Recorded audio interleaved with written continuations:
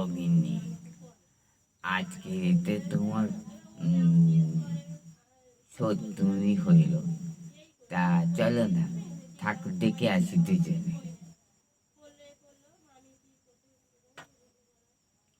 ঠাকুর দেখতে তোমার সঙ্গে? আমি কখনো জীবনে ঠাকুর দেখতে যাব না। কেন? আমার সঙ্গে ঠাকুর দেখতে সারা জীবন আমার সঙ্গে ঠাকুর দেখে এলে, আবার এখন ঠাকুর দেখতে যাবে না বলছো?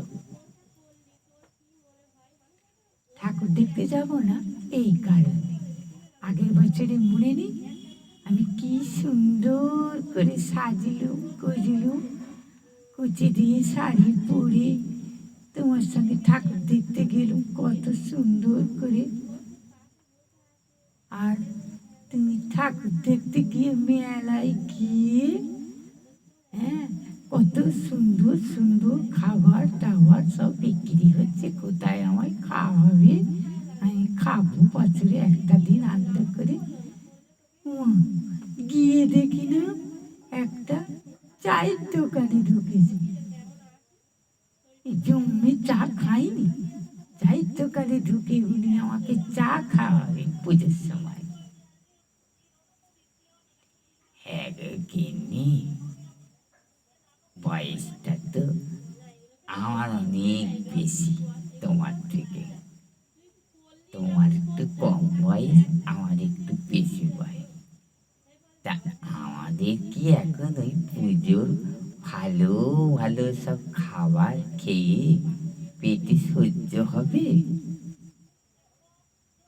তা দুজনে মিলে ঘুরে বেরিয়ে একটু চা বিস্কুট খেয়ে ঘরে আসি, এটাই তো আমাদের বয়সের নিয়ম।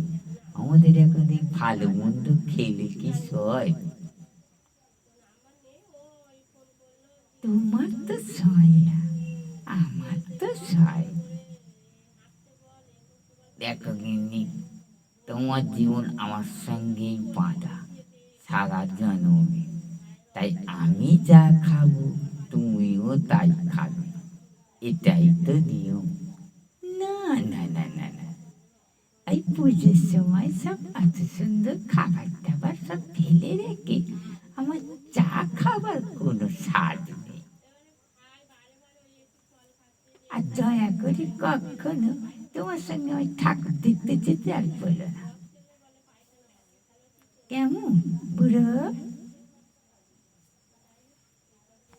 আচ্ছা আচ্ছা গিন্নি, এবছরে না হয় আমি তোমার সব সাজি পূরণ করবো। আমি কিচ্ছু খাবো না, তোমাকে খাও। চলো চলো। না না, তোমার সঙ্গে আমি আর কখনো ঠাকুর দেখতে যাব না গো, তুমি সত্যিই বলো।